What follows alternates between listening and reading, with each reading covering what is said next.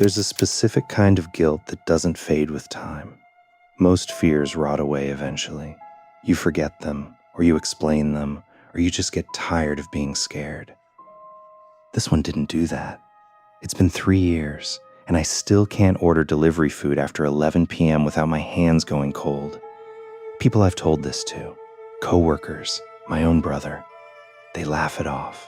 Coincidence, they say. Bad connection on the phone call, they say. But I was standing in my own kitchen. I gave him a glass of water. I watched him drink it. You can call it whatever you want. I know what I saw. And I know what I was told 15 minutes later.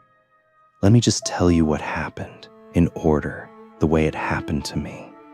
You can decide for yourself when it starts to feel wrong.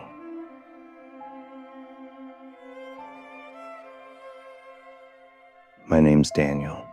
My wife, Claire, and I are both in tech. She leads a project team for a firm downtown. I manage a small dev team across town. Good jobs, good pay, a nice little house we bought just outside the city, close enough to both our offices to make the commute bearable. We didn't have the normal 9-to-5 overlap most couples get. Our schedules crossed like ships, one of us always coming in as the other was heading out. That particular night, I had a project deadline that ran long. I didn't leave the office until almost 11:45. I remember being grateful I still had my own car because at that hour, nothing else was running. When I pulled into the driveway, the house was dark, locked. I'd forgotten. Claire had a business trip, flying out that same evening. So it was just me, starving, in a kitchen with nothing in it because our housekeeper had the day off and I'd completely spaced on picking anything up. I was too tired to cook even if there had been something to cook. So I did what we always did on nights like this. Pulled up the app for the one place in town that ran deliveries all night. It's a small operation, family run, the kind of place that knows your order before you finish typing it. I ordered soup and noodles. Estimated delivery, 35 minutes. I hopped in the shower while I waited. I got out with 15 minutes left on the clock, turned on the TV, waited. 35 minutes came and went. Nothing. 45 minutes. My stomach was in knots, the bad kind, hunger mixed with irritation. I called the restaurant. The manager sounded genuinely thrown when I gave him my order number.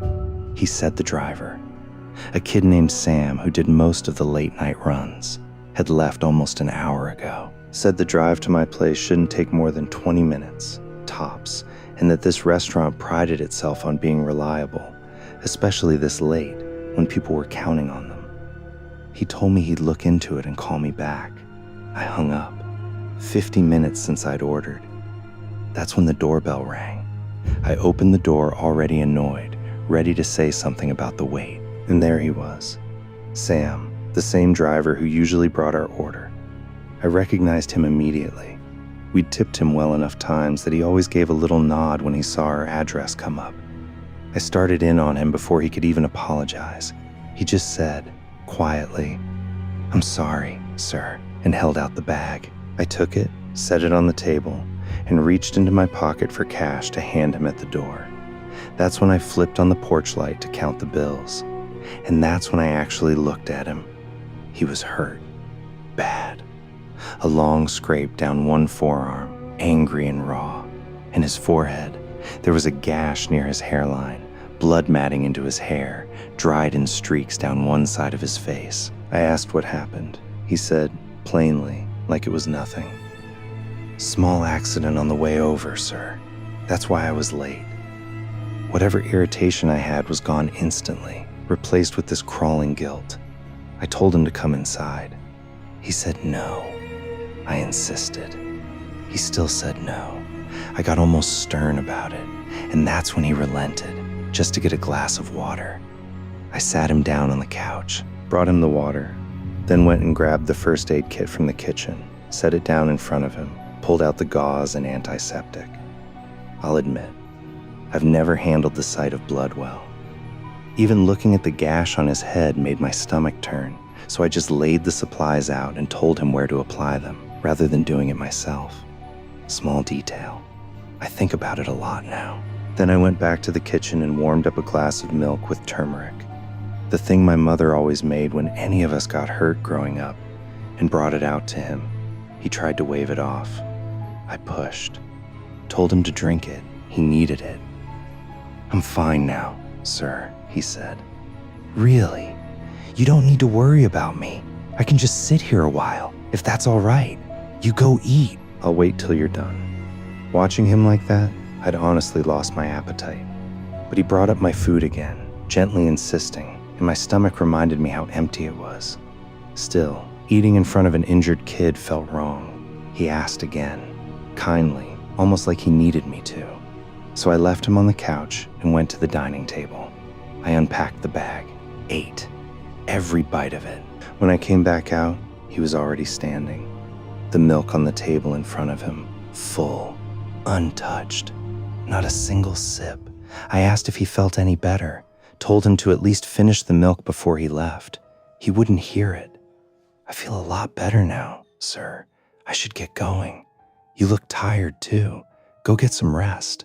I'll head out." He started for the door. I stopped him, pulled a 50 out of my wallet, told him to at least get himself checked out at urgent care. He shook his head. "Thank you, sir, but I don't need it," he said. "My job was to get your order to you. That's what I wanted to finish, and I finished it. That's enough for me. The way you sat with me, asked after me, gave me water. That's more than most people would do." Nobody stops anymore, sir. Somebody gets hurt on the road and everyone just drives past. But you sat me down. You asked if I was okay. Knowing my last delivery went to someone decent, that's all I needed. Then he walked out. I stood in the doorway and watched him all the way down the driveway until the dark swallowed him up. As I was closing the door, I heard his motorcycle start. That specific rattling engine sound I recognized from every other time he dropped off our food. I went back inside thinking about what he'd said, feeling oddly proud of him, honestly. The kind of work ethic you don't see anymore. I started clearing the table. That's when my phone rang. It was the restaurant. I picked up, already forming the sentence. "Hey, your driver just..." The manager cut me off before I could finish. "Yes, sir.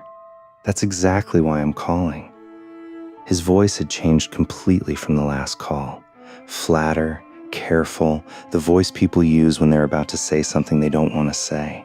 "We're very sorry we weren't able to complete your delivery tonight. Our driver, Sam, he was in an accident on the way to your address. Someone hit his bike and left the scene. He was pronounced dead at the scene, sir. We are very, very sorry. We were not able to get your order to you." Then the line went dead. I didn't move.